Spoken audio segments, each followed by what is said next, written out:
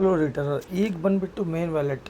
ಈಗ ನಮ್ಮ ಕಡೆ ಇರೋದು 3 ವ್ಯಾಲೆಟ್ ಇದೆ. ಫಸ್ಟ್ ಬಂದುಬಿಟ್ಟು AEPS ವ್ಯಾಲೆಟು, ಮೇನ್ ವ್ಯಾಲೆಟು, ಆಮೇಲೆ ಕ್ಯೂ ಆರ್ ವ್ಯಾಲೆಟಿಂದು ಬಿಟ್ಬಿಟ್ರಿ. ಮೇನ್ ವ್ಯಾಲೆಟು AEPS ವ್ಯಾಲೆಟ್ ನಮ್ಮಲ್ಲಿದೆ. ಮೇನ್ ವ್ಯಾಲೆಟಿನ ಕೆಲಸ ಏನಿದೆ, ಮೇನ್ ವ್ಯಾಲೆಟ್ ಯಾಕೆ ಕೊಟ್ಟಾರೆ ಅಂದರೆ, AEPS ಅಂದರೆ ಆಧಾರಿಂದ ಅಮೌಂಟ್ ತೆಗೆದಿದ್ದು ಬ್ಯಾಂಕಿಗೆ ಹಾಕೋಕ್ಕೆ ಅಷ್ಟೇ ಬರುತ್ತೆ. AEPS ವ್ಯಾಲೆಟ್ ಸೆಟಲ್ಮೆಂಟ್, ಬ್ಯಾಂಕ್ ಸೆಟಲ್ಮೆಂಟಿಗೆ ಬರುತ್ತೆ. ಮೇನ್ ವ್ಯಾಲೆಟಿಂದ ಏನು ಯೂಸ್ ಹೇಳ್ತೀನಿ ನಿಮಗೆ. ನೀವೇನು ತಿಳ್ಕೊಂತೀರಿ, ನಮ್ಮ ಕಡೆ AEPS ಅಷ್ಟೇ ಇದೆ, MITM ಇದೆ, PAN NSDL DMT ಅಷ್ಟೇ ಇದೆ ಅಂತ ತಿಳ್ಕೊಂತೀರಿ. ಸೊ ನೀವು ಭಾಳ ಸರ್ವಿಸಸ್ ಯೂಸ್ ಮಾಡ್ಬೋದು ಇದರಲ್ಲಿ.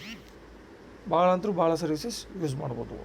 ಟೋಟಲ್ ಸರ್ವಿಸಸ್ ಯೂಸ್ ಮಾಡ್ಬೋದು. ಮೇನ್ ವ್ಯಾಲೆಟ್ ಕೆಲಸ ಏನು ಅಂದರೆ to give service for the customer. AEPS ಅಂದರೆ to give Aadhaar service for withdrawal purpose. AEPS ಅಂದರೆ ಮೇನ್ ವ್ಯಾಲೆಟ್ ಅದಕ್ಕೆ ಯಾವುದಾಗದೆ to give all service related to the customer. ಅಂದರೆ ಕಸ್ಟಮರಿಗೆ ಯಾವ ಸರ್ವಿಸಸ್ ಬೇಕು ಆ ಸರ್ವಿಸಸ್ ಕೊಡ್ಬೋದು. AEPS ಇದಕ್ಕೆಂದರೆ only for Aadhaar withdrawal. AEPS wallet amount ಅದರಲ್ಲಿ ಜಮಾ ಆಗುತ್ತೆ. ಸೊ ನಮ್ಮಲ್ಲಿ ಬಂದುಬಿಟ್ಟು ಮೇನ್ ವ್ಯಾಲೆಟ್ ಇದೆ. ಮೇನ್ ವ್ಯಾಲೆಟ್ ಕೆಲಸ ಏನು ಅಂದರೆ AEPSಸು, MATM, ಆಮೇಲೆ ಆಧಾರ್ ಪೇ ಬಿಟ್ಟು ನಮ್ಮ ಬೇರೆ ಸರ್ವಿಸಸ್ ನೀವು ಯೂಸ್ ಮಾಡಬೇಕು ಅಂದರೆ ಮೇನ್ ವ್ಯಾಲೆಟ್ ಅಮೌಂಟ್ ಮೇನ್ ವ್ಯಾಲೆಟಲ್ಲಿ ಇರಬೇಕು. ಸೊ ಮೇನ್ ವ್ಯಾಲೆಟ್ ಥ್ರೂ ಏನೇನು ಮಾಡ್ಬೋದು ನೀವು ಅಂದರೆ, ಮೊಬೈಲ್ ರೀಚಾರ್ಜ್ ಮಾಡ್ಬೋದು. ಇಲ್ಲೇ ಐತೆ ನೋಡ್ರಿ, ಪ್ರಿಪೇಯ್ಡ್ ಅಂದರೆ ಮೊಬೈಲ್ ರೀಚಾರ್ಜು ಮಾಡ್ಬೋದು. ಆಮೇಲೆ DTH ರೀಚಾರ್ಜ್ ಮಾಡ್ಬೋದು, LIC ತುಂಬೋದು, ಎಲೆಕ್ಟ್ರಿಸಿಟಿ ಬಿಲ್ ಪೇಮೆಂಟ್ ಮಾಡ್ಬೋದು, ಫಾಸ್ಟ್ಯಾಗ್ ಬಿಲ್ ಪೇಮೆಂಟ್ ಮಾಡ್ಬೋದು. ಆಮೇಲೆ ಮತ್ತು ಏನಂತಾರೆ ಅದು ಯುಟಿಲಿಟಿ ಆಪ್ಷನ್ ಇದೆ. ಯುಟಿಲಿಟಿ ಒಳಗಂದರೆ total EMI, mobile EMI, postpaid, landline, traffic challan, water supply, LPG gas booking, DTH, digital voucher, cable TV, insurance, FASTag, data card ಎಲ್ಲ total ಯುಟಿಲಿಟಿಯಲ್ಲಿ ಏನೇನು ಸರ್ವಿಸಸ್ ಬರುತ್ತಲ್ಲ, ಯುಟಿಲಿಟಿಗೆ ಏನು ಮಾಡಿ ಅಂದರೆ ಕ್ಲಿಕ್ ಮಾಡಿ ಪಿನ್ ಮಾಡಿ, ಪ್ರಿಪೇಯ್ಡಿಗೆ ಕ್ಲಿಕ್ ಮಾಡಿ ಪಿನ್ ಮಾಡಿ, DTHಗೆ ಕ್ಲಿಕ್ ಮಾಡಿ ಪಿನ್ ಮಾಡಿ, LICಗೆ ಕ್ಲಿಕ್ ಮಾಡಿ ಪಿನ್ ಮಾಡಿ. ನೆಕ್ಸ್ಟ್ ಆಮೇಲೆ ಮತ್ತು AEPS ವ್ಯಾಲೆಟ್ ಟ್ರಾನ್ಸ್ಫರ್, ಇದು ಎದಕ್ಕೆ ಯೂಸ್ ಹೇಳ್ತೀನಿ ನಿಮಗೆ.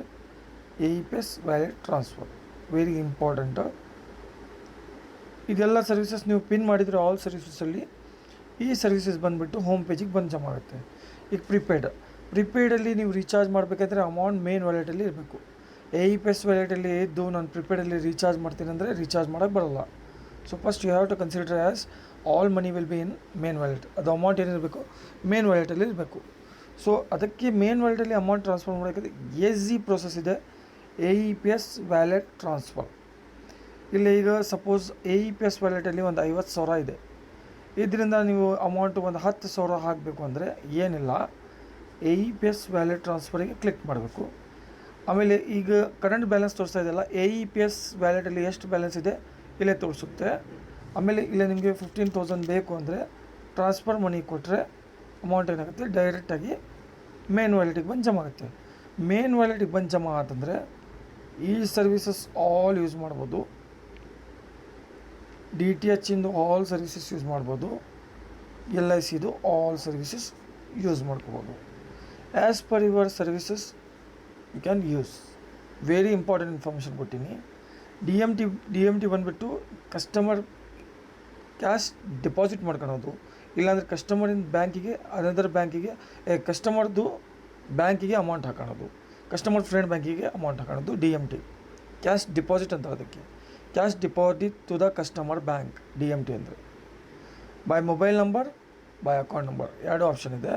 ಇದ್ರ ಬಗ್ಗೆ ಡಿಟೇಲ್ ಹೇಳ್ತೀನಿ ನಿಮಗೆ all Sunday. Okay, thank you.